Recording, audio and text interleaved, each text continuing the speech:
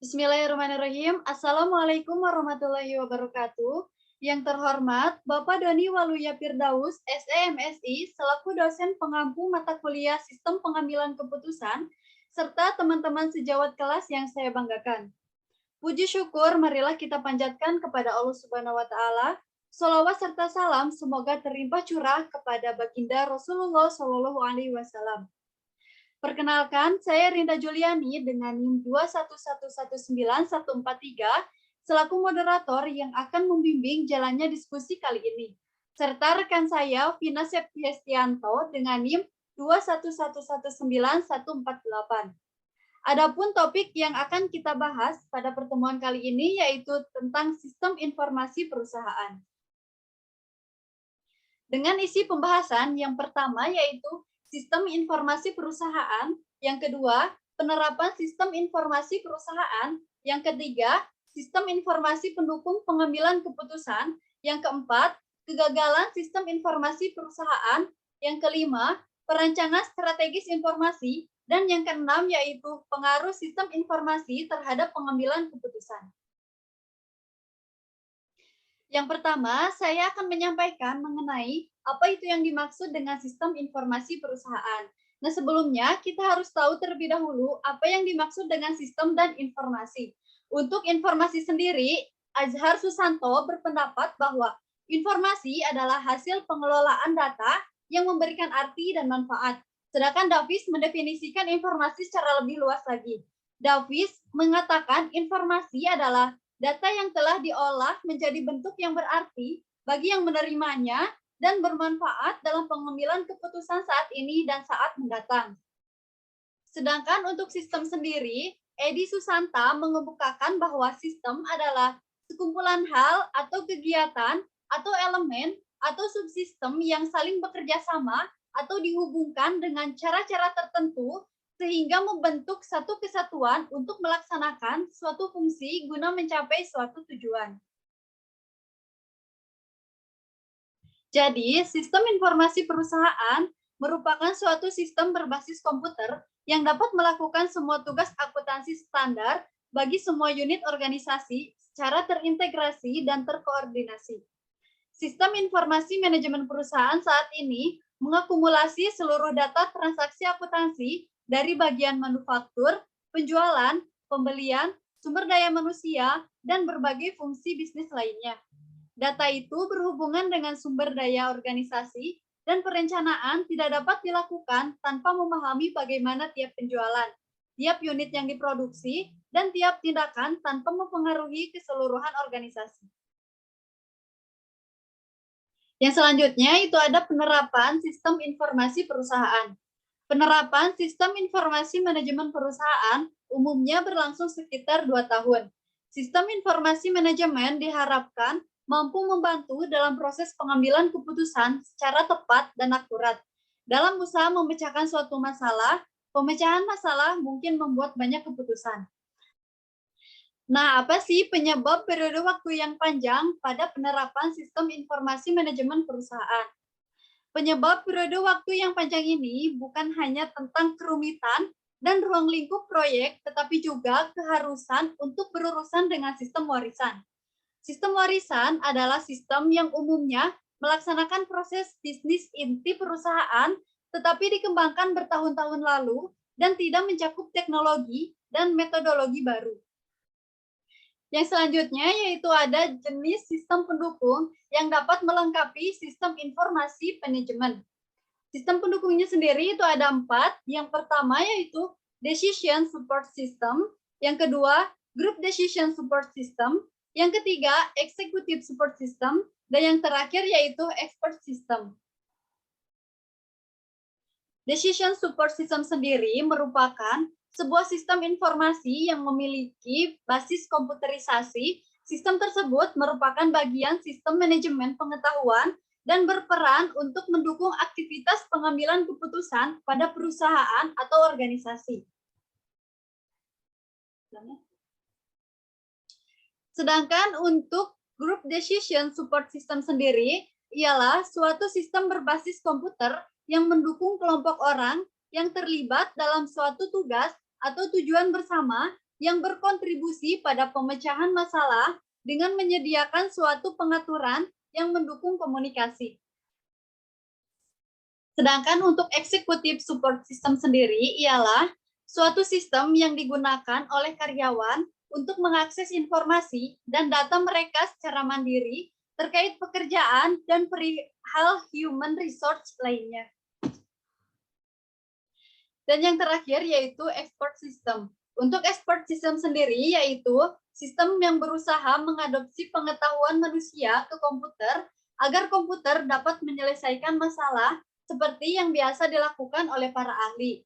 Dan sistem pakar yang baik dirancang agar dapat menyelesaikan suatu permasalahan tertentu dengan meniru kerja para ahli. Kemudian ada kegagalan dalam sistem informasi perusahaan. Kegagalan dalam sistem informasi perusahaan mencakup proyek yang ditinggalkan sebelum penerapan atau diterapkan. Begitu kegagalan sehingga organisasi kembali ke sistem informasi yang terdahulu. Ini merupakan biaya yang buruk karena organisasi umumnya telah menginvestasikan jutaan dolar dan banyak jam kerja dalam proyek sistem informasi manajemen perusahaan. Tapi di samping kegagalan sistem informasi perusahaan, organisasi dapat meminimalkan kemungkinan kegagalan sistem informasi manajemen perusahaan dengan mengambil 3 langkah. Yang pertama yaitu mengerti kerumitan organisasi, yang kedua, mengenali proses yang dapat menurunkan nilainya bila standarisasi dipaksakan. Dan yang terakhir yaitu mencapai konsensus dalam organisasi sebelum memutuskan menerapkan sistem informasi perusahaan. Sekian yang dapat saya sampaikan. Untuk materi selanjutnya akan disampaikan oleh rekan saya, Vina Septiastianto. Kepada Vina Septiastianto dipersilahkan. Baik, selanjutnya ada perancangan strategis informasi. Perancangan strategis informasi ini bertujuan untuk mempersiapkan rencana bagi pengelolaan analisis, perencanaan, dan pengembangan sistem berbasis komputer. Dalam metodologi kerekayasaan informasi, tiap langkah dapat dilihat dari dua sisi, yaitu data dan aktivitas. Pada tahap perancangan dikembangkan prosedur-prosedur untuk memahami permasalahan, untuk merumuskan sejumlah alternatif mengenai permasalahan, dan untuk menguji kelayakan dari sejumlah alternatif penanganan permasalahan tersebut. Selanjutnya ada perangkat lunak pendukung. Sesuai dengan namanya, perangkat lunak pendukung ini ada untuk mendukung pengambilan keputusan dengan dibangunnya 3 tahap proses pengambilan keputusan yang ditawarkan oleh Simon, yaitu inteligensi, perancangan, dan pemilihan. Karena pada dasarnya, model atau proses pengambilan keputusan yang baik dalam sistem informasi manajemen berbasis komputer dapat didukung oleh perangkat-perangkat lunak. Nah, yang pertama ada perangkat lunak pendukung inteligensi. Tahap inteligensi dari proses pengambilan keputusan kerap kali disebut juga dengan pengenalan permasalahan. Tahap perancangan dan pemilihan tidak dapat dilaksanakan sebelum permasalahannya dapat dikendali. Dengan demikian, tahap inteligensi terdiri atas kegiatan mengamati dan mengkaji lingkungan untuk mengumpulkan data yang menunjukkan adanya peluang ataupun ancaman. Nah, data yang dikumpulkan itu mencakup data dari lingkungan internal perusahaan maupun data dari lingkungan eksternal, berupa masyarakat atau konsumen dan pesaing. Kedua, ada perangkat lunak pendukung perancangan. Setelah peluang atau ancaman diidentifikasi tanpa tahap inteligensi, tahap selanjutnya adalah perancangan. Nah, dalam tahap ini dikembangkan prosedur-prosedur untuk memahami permasalahan, untuk merumuskan sejumlah alternatif menangani permasalahan, dan untuk menguji kelayakan dari sejumlah alternatif mengenai permasalahan. Nah, yang ketiga ada perangkat lunak pendukung pemilihan. Setelah sejumlah alternatif menangani permasalahan yang dirumuskan dan diuji kelayakannya, selanjutnya melakukan pemilihan alternatif dengan yang terbaik. Di tahap ini, perangkat lunak komputer hanya akan menyajikan urutan prioritas dan mempersilahkan pengambilan keputusan untuk menimbang-nimbang alternatif mana yang terbaik. Jadi, jelas bahwa sistem informasi manajemen pendukung pengambilan keputusan di perusahaan terdiri atas dukungan terhadap 3 proses pengambilan keputusan, yaitu yang pertama tadi ada intelijensi, perancangan, dan pemilihan. Selanjutnya ada pengaruh sistem informasi terhadap pengambilan keputusan. Nah, di sini kami membahas tentang sistem pendukung pengambilan keputusan eksekutif atau Executive Support System atau bisa disebut juga dengan Executive Informasi System, yang merupakan teknologi baru yang muncul untuk menanggapi situasi di mana baik MIS maupun tambahan dari DSS tidak mampu lagi mendukung pada eksekutif organisasi atau institusi. Selanjutnya ada kualitas informasi yang dimiliki AIS. Di sini ada fleksibel, menghasilkan informasi yang benar, menghasilkan informasi yang sedia setiap saat, menghasilkan informasi yang relevan, yang lengkap dan valid. Selanjutnya ada kemampuan teknis yang dimiliki AIS. Ini ada banyak. Salah satunya adalah menyediakan akses ke data inventory dan data terkini, mengorganisasikan di seputar CSF.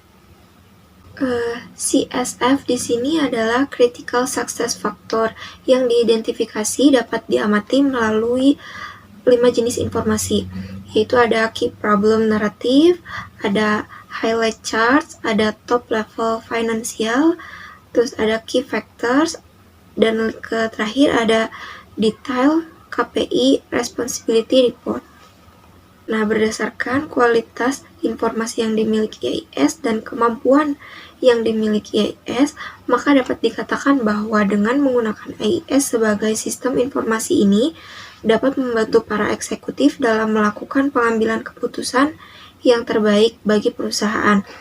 Adapun dalam menemukan informasi yang diperlukan oleh eksekutif dapat dilakukan dengan efektif, yaitu dengan metode CSF yang disebutkan tadi dan BSP.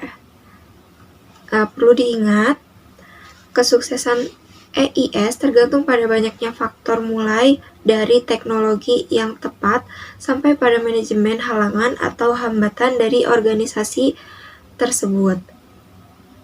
Baik, terakhir ada kesimpulan dari presentasi kelompok kami, yaitu sistem informasi perusahaan adalah suatu sistem yang berbasis komputer yang dapat melakukan semua tugas akuntansi standar bagi semua organisasi secara terintegrasi dan terkoordinasi, serta berperan penting terhadap perusahaan karena dapat meningkatkan akurasi data, memudahkan koordinasi, memperbaiki kualitas SDM, dan mengurangi biaya operasional.